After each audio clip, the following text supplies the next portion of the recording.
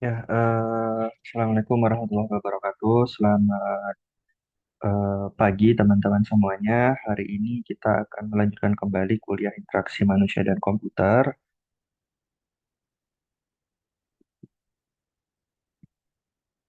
Nah, hari ini kita akan membahas tentang user flow dan juga user journey. Tapi sebelum kita masuk ke dalam materi, mari kita review dulu apa yang sudah kita pelajari di pertemuan sebelumnya. Nah, jadi di pertemuan sebelumnya kita belajar tentang analisis konteks penggunaan dan juga analisis tugas. Hari ini kita akan melanjutkan kembali dengan belajar tentang namanya user flow dan juga user journey. Nah, apa itu user flow? Jadi kalau kita lihat secara bahasa, user itu artinya pengguna, flow itu artinya aliran.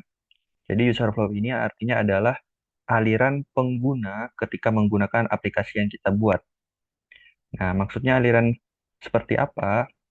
Jadi user flow ini merupakan alur diagram yang akan menunjukkan berbagai aktivitas di dalam produk digital dari awal hingga akhir.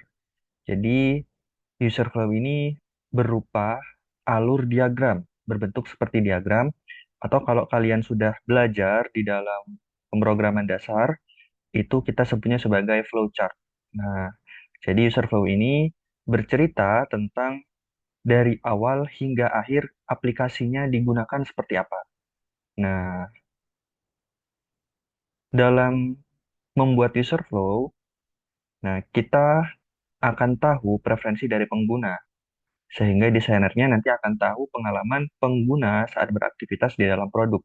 Jadi, pada user flow ini kita bisa tahu preferensi pengguna, sehingga nantinya kita bisa merancang seperti apa penggunanya akan berinteraksi terhadap aplikasi yang kita buat. Ada beberapa manfaat dari penggunaan user flow. Yang pertama adalah meningkatkan pengalaman pengguna. Karena kita bisa rancang bagaimana pengguna akan berinteraksi dengan aplikasi yang kita buat, kita bisa meningkatkan pengalaman pengguna. Artinya adalah dengan menggunakan user flow ini, penggunanya bisa dibuat senyaman mungkin, sesimpel mungkin dalam menggunakan aplikasi yang kita rancang. Yang kedua, bisa meningkatkan konversi. Artinya seperti apa? Jadi, setiap aplikasi itu pasti memiliki fitur-fitur yang diunggulkan. Nah, dengan menggunakan user flow, kita bisa merancang agar fitur-fitur yang kita unggulkan tadi bisa lebih mudah digunakan oleh pengguna atau usernya. Sehingga fitur-fitur yang kita utamakan tadi, fitur utama dalam aplikasi kita, bisa lebih banyak digunakan oleh pengguna. Jadi kita bisa merancang agar fitur utama dari aplikasi kita bisa lebih banyak digunakan oleh pengguna.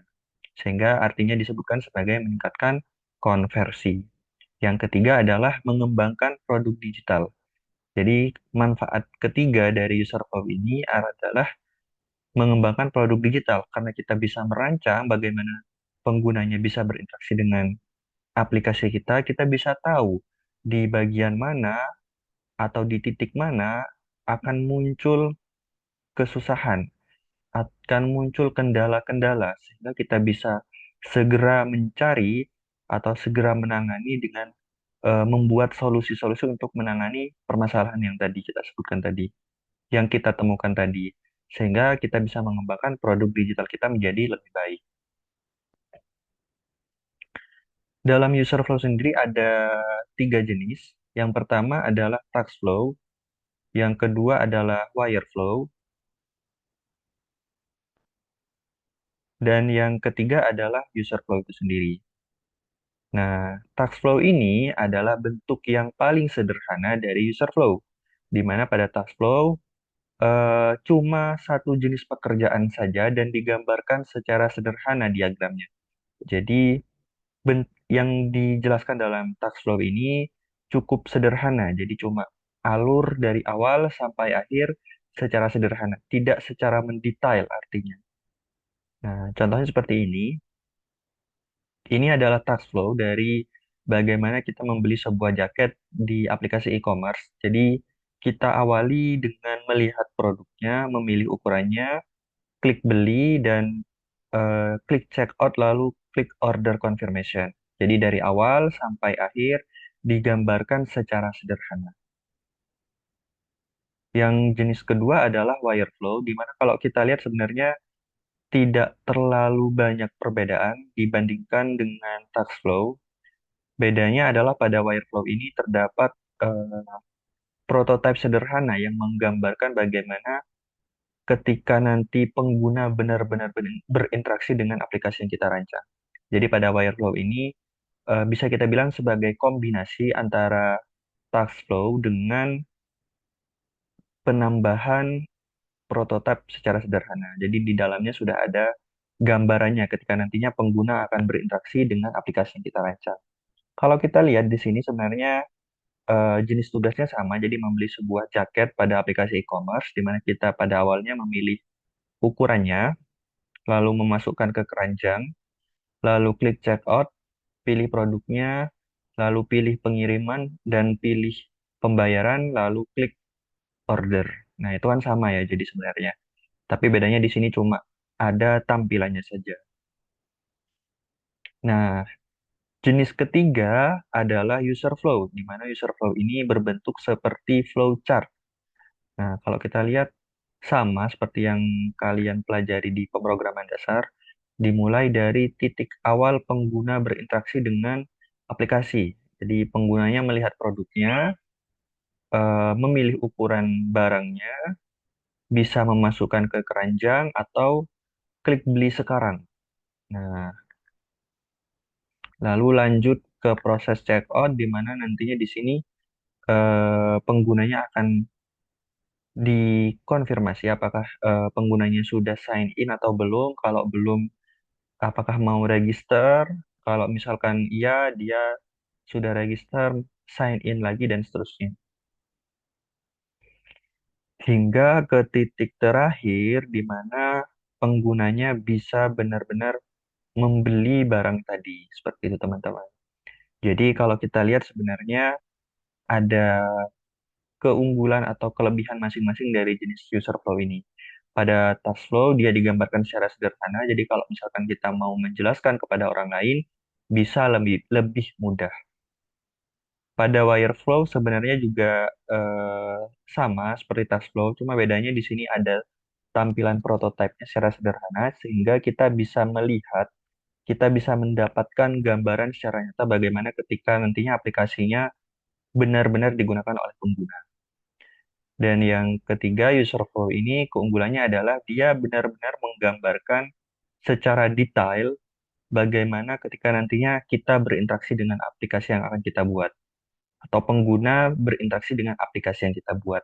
Jadi keunggulan dari user flow ini, dia dirancang secara detail sehingga kita bisa melihat dengan jelas bagaimana ketika nantinya pengguna menggunakan aplikasi yang kita buat. Nah, sama seperti flowchart pada umumnya, jadi ada beberapa komponen yang harus ada di dalam user flow. Yang pertama adalah entry point. Nah, kalau di pemrograman dasar ini kayak startnya. Jadi entry point ini adalah bagaimana pengguna memulai interaksi dengan aplikasi kita. Yang kedua adalah step atau langkah-langkah. Nah, jadi langkah-langkah ini adalah hal-hal yang dilakukan oleh pengguna untuk mencapai tujuan akhirnya. Yang ketiga adalah decision point atau titik di mana pengguna membuat pilihan. Kalau pada pemrograman dasar kita kenalnya mungkin sebagai if. Nah, yang terakhir adalah outcome, di mana kalau misalkan di pemrograman dasar itu kayak endingnya. Nah, sedangkan pada user flow ini, outcome ini adalah hasil akhir yang diinginkan oleh penggunanya. Nah, selanjutnya kita akan belajar tentang user journey, di mana user journey ini sedikit berbeda dengan user flow. Kalau user flow, dia bercerita bagaimana sebuah aplikasi digunakan dari awal sampai akhir. Pada user journey, dia bercerita tentang bagaimana pengalaman dari penggunanya. Maksudnya seperti apa? Kalau kita berikan gambaran, kita buat analogi, jadi Pada user flow ini bercerita tentang bagaimana mulai dari kita lahir sampai kita meninggal, misalnya contohnya seperti itu. Pada user journey, dia bercerita tentang hal-hal yang lebih luas. Jadi kalau misalkan user flow bercerita mulai dari kita lahir sampai kita meninggal, pada user journey dia bercerita tentang bagaimana manusia diciptakan, bagaimana selanjutnya manusia turun ke bumi, misalkan seperti itu. Bagaimana mungkin kalau misalkan orang-orang yang percaya tentang evolusi, bagaimana evolusi manusia. Nah, itu analogi dari user journey, di mana dia bercerita secara lebih luas tentang pengalaman manusianya. Apakah cuma di awalnya saja? Tentu saja tidak. Di bagian akhirnya juga diceritakan dalam user journey. Jadi contohnya ketika nanti sudah meninggal, misalkan apa yang terjadi. Nah, jadi kejadian-kejadian apa yang terjadi ketika kita sudah meninggal dan sebagainya itu contoh analogi dari user journey. Jadi user journey ini bercerita tentang secara lebih luas bagaimana pengalaman pengguna ketika menggunakan aplikasi. Nah, kalau misalkan pada aplikasi berarti kalau misalkan user flow-nya adalah ketika pengguna memulai dengan membuka aplikasinya, login dan sebagainya. Nah, pada user journey dia bercerita dari awal bahkan kenapa pengguna membutuhkan aplikasi kita, bagaimana pengguna menemukan aplikasi kita, bagaimana pengguna mendownload aplikasi kita, sampai akhirnya pengguna menggunakan aplikasi kita, dan apa yang terjadi ketika pengguna telah selesai menggunakan aplikasi kita. Maksudnya adalah, berarti kalau misalkan sudah selesai menggunakan aplikasi kita, apakah penggunanya merasa puas, apakah penggunanya mau memberikan review, apakah penggunanya mau memberikan rekomendasi kepada aplikasi kita, dan sebagainya. Nah, hal-hal ini, pengalaman-pengalaman ini yang nantinya akan diceritakan dalam user journey.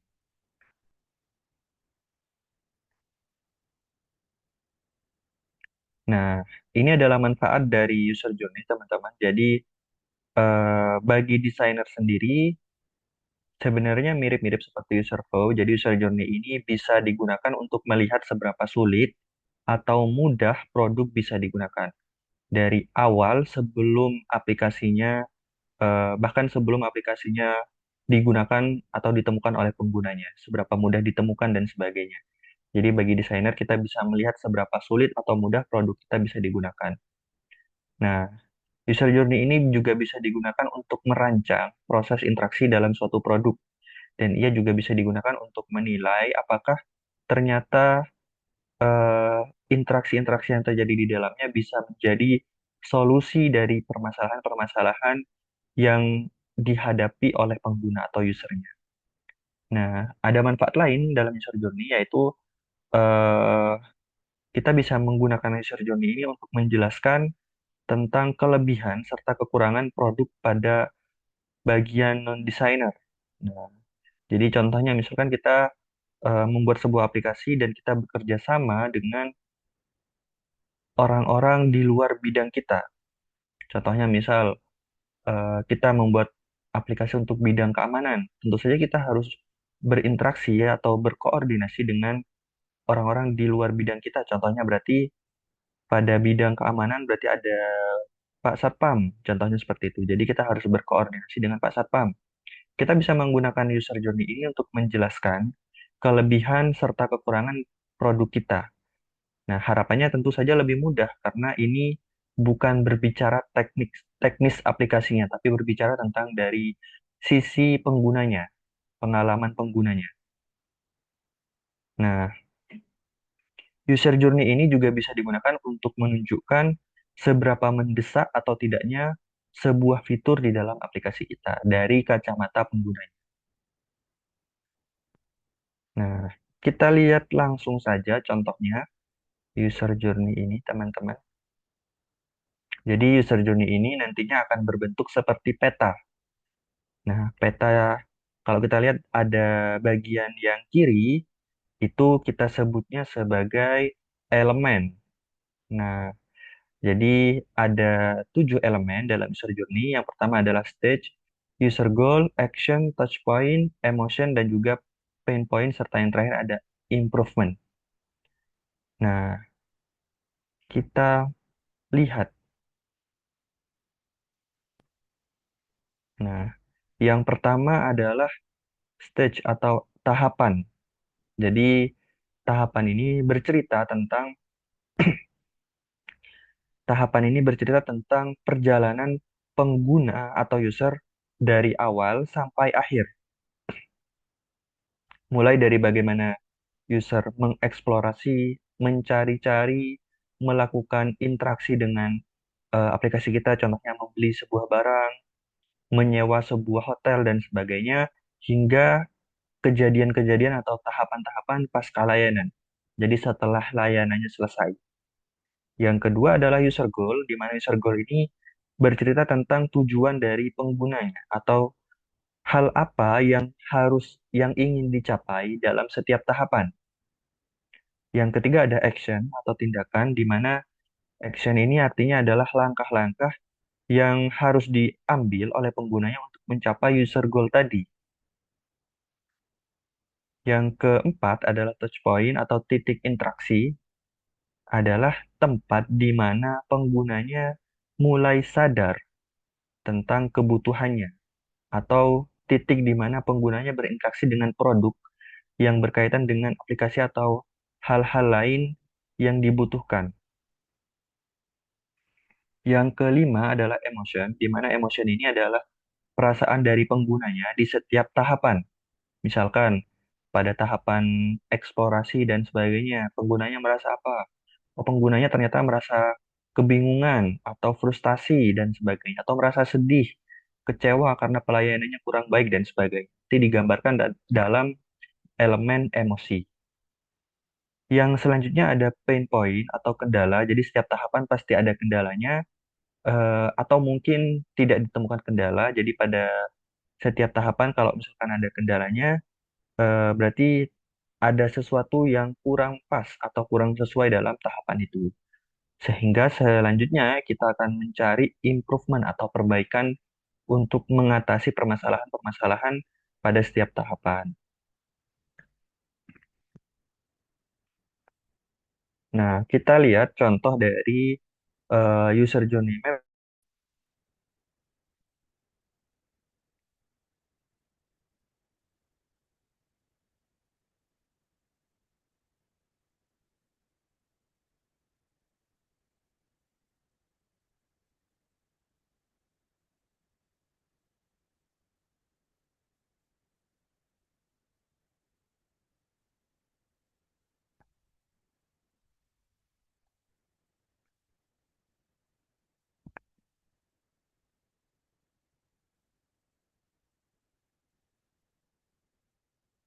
Kita lihat teman-teman, jadi pada tahapan user journey ini, kalau kita lihat ada 7 tahapan yang dilalui oleh penggunanya. Yang pertama adalah awareness, yang kedua adalah research, download, register, browse, purchase, dan support. Nah, awareness ini artinya kesadaran. Bagaimana pengguna mulai sadar permasalahannya. Kalau kita baca di sini, jadi penggunanya mulai sadar bahwa dia membutuhkan sebuah barang, karena ini kan permasalahannya terkait dengan pembelian sebuah barang, maka penggunanya mulai sadar bahwa dia membutuhkan sesuatu. Nah, kesadaran, jadi penggunanya mulai sadar ketika dia melakukan aktivitas sehari-hari. Dia mulai sadar bahwa dia membutuhkan sebuah tas baru. Jadi penggunanya mulai sadar bahwa dia membutuhkan tas baru. Nah, user goal-nya adalah eh, butuh sesuatu. Nah, touch point-nya adalah pada kegiatan sehari-hari. Dia mungkin mulai sadar bahwa kalau dia nenteng-nenteng buku banyak itu kesusahan. Nah, tahapan selanjutnya adalah research, di mana pada tahapan ini penggunanya mulai mau membeli sebuah tas. Nah, jadi tujuan atau user goal-nya adalah menemukan toko untuk membeli tas tadi. Nah, langkah apa yang dilakukan oleh penggunanya? Jadi penggunanya nantinya akan mencari secara online maupun lokal di mana dia bisa membeli sebuah tas. Touch point-nya atau titik interaksinya adalah kalau misalkan online mungkin dia bisa mencari di Google, Amazon, sedangkan pada yang offline dia bisa mencari di mall-mall. Nah, kalau kita lihat di sini awalnya penggunanya emosinya merasa kebingungan, lalu pada tahapan research dia mungkin eh, apa ya, emosinya ini mungkin kayak kepalanya bledos gitu mungkin ya. Nah, berarti kalau kita lihat di sini ada penurunan. Nah, berarti kalau misalkan ada penurunan, di situ berarti ada namanya pain point atau ada permasalahan. Nah, kita lihat permasalahannya ternyata penggunanya membutuhkan terlalu banyak waktu untuk melakukan riset atau mencari toko-toko yang pas. Nah, permasalahan kedua adalah tentu saja penggunanya menemukan bahwa terlalu banyak opsi tas yang bisa dipilih sehingga penggunanya mungkin merasa bukan malah memudahkan tapi malah membingungkan. Nah, pada tahapan selanjutnya, mungkin penggunanya atau usernya mulai sadar bahwa dia membutuhkan sebuah platform untuk membantu dia memilih tas secara tepat. Nah, jadi pada tahapan selanjutnya, penggunanya akan mendownload sebuah aplikasi. Tujuan dari mendownload aplikasi ini tentu saja adalah agar membuat aplikasi kalian ada di HP penggunanya. Maka langkah yang harus dilakukan adalah mendownload aplikasinya. Nah, touch point-nya atau titik interaksinya berarti penggunanya mendownload bisa di App Store maupun di Google Play. Nah, pada tahapan ini emosinya mulai naik, di mana penggunanya kalau kita gambarkan di sini sudah mulai tersenyum. Nah, pada tahapan selanjutnya adalah tahapan register. Jadi sesudah dia mendownload sebuah aplikasi, maka tahapan selanjutnya adalah registrasi. Tujuannya adalah untuk membuat sebuah akun. Nah, jadi actionnya adalah memasukkan data-data pribadi dan mengikuti langkah-langkah proses sign up-nya. Nah, kalau kita lihat juga emosinya itu masih tersenyum.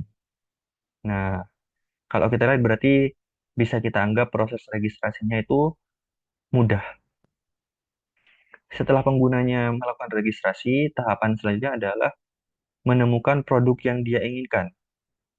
Nah, caranya seperti apa? Caranya dengan menggunakan filter atau mencari. Nah, titik interaksinya ada di mana? Titik interaksinya ada pada hasil pencarian, halaman hasil pencarian. Nah, ternyata kalau kita lihat di sini emosinya, kalau yang awalnya tersenyum lebar, ini tersenyumnya biasa, tersenyum palsu. Nah, berarti kalau misalkan kita lihat di sini ada penurunan emosi. Jadi kalau kita lihat berarti bisa kita bilang ada permasalahan. Nah, ternyata ada permasalahan memang.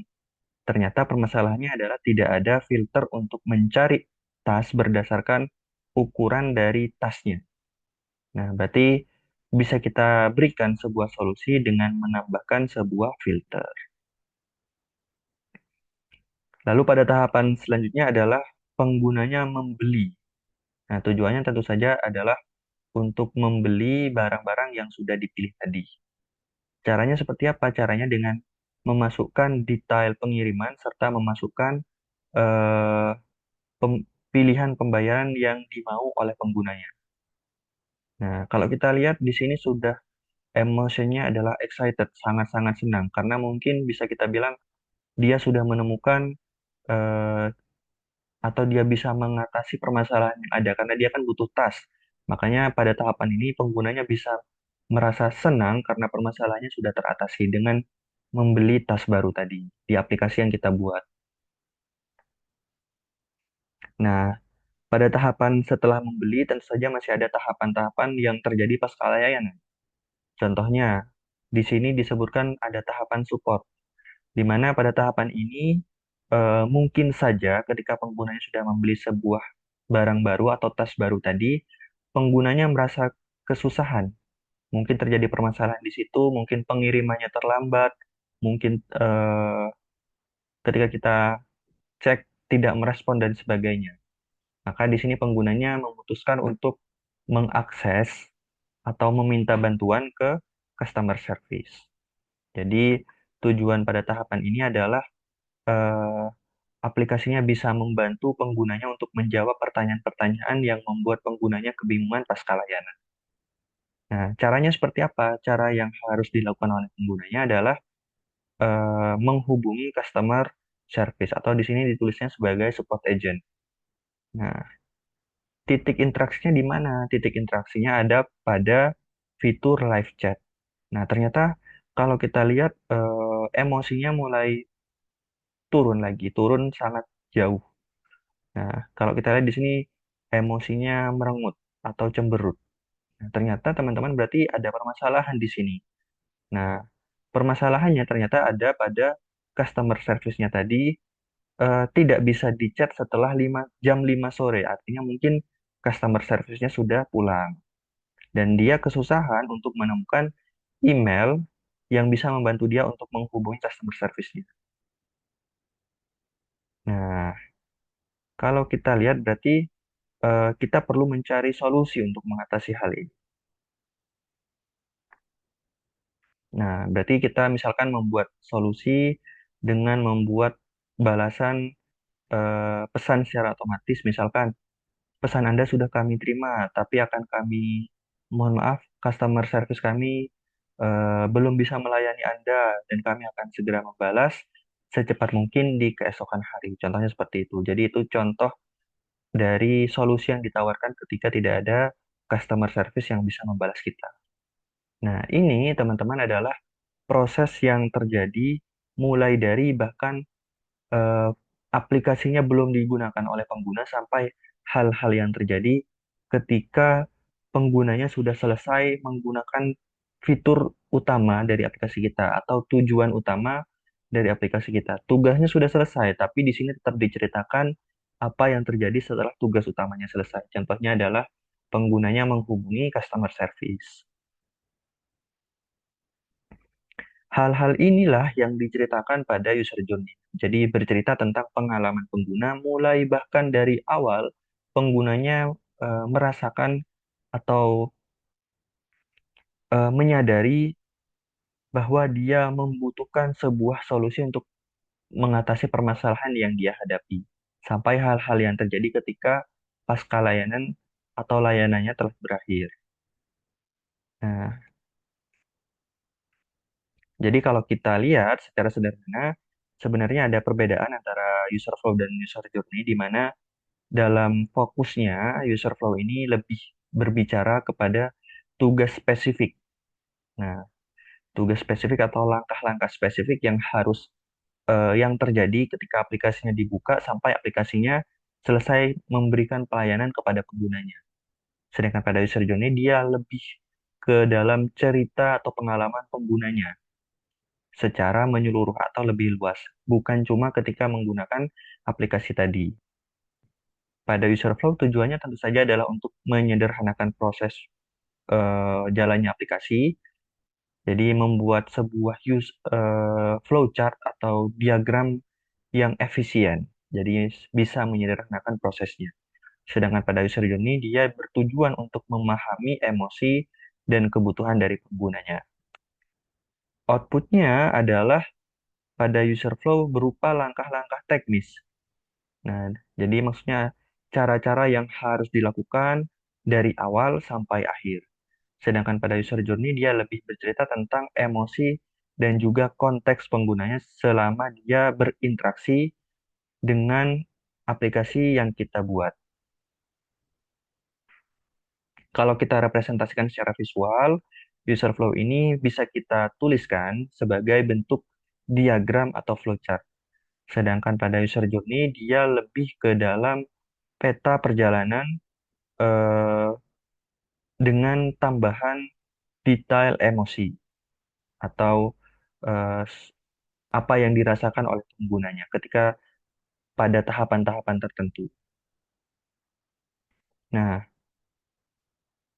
contohnya kalau misalkan kita lihat pada user flow ini, contohnya adalah ketika kita melakukan proses checkout di e-commerce, contohnya Shopee. Jadi pada user flow ini bercerita tentang bagaimana kita mulai berinteraksi dengan aplikasi Shopee sampai kita selesai atau sudah membeli barang yang kita inginkan. Sedangkan pada user journey, Ini bercerita tentang perjalanan membeli produk secara online. Jadi mulai dari kita menyadari bahwa kita mengalami permasalahan, kita membutuhkan tas baru, kita mencari-cari di mana bisa membeli tas baru, kita mulai menyadari bahwa kita membutuhkan platform untuk membeli tas baru secara online dan sebagainya, sampai hal-hal yang terjadi ketika kita sudah selesai membeli barang tadi. Contohnya, misalkan kita mau menghubungi customer service dan sebagainya. Nah, itu adalah perbedaan antara user flow dan juga user journey.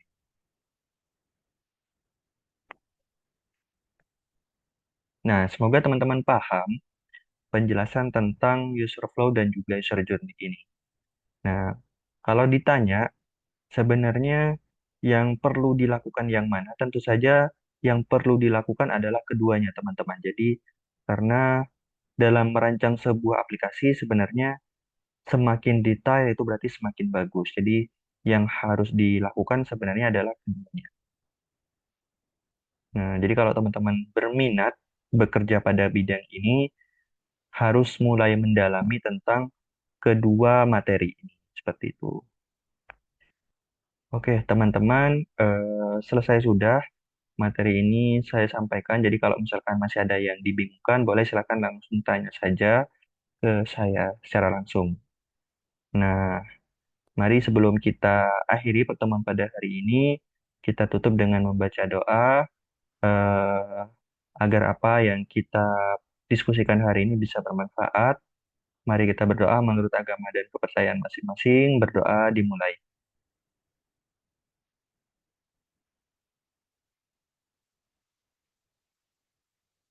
Ya, kita akhiri. Kita akhiri dulu pertemuan pada hari ini.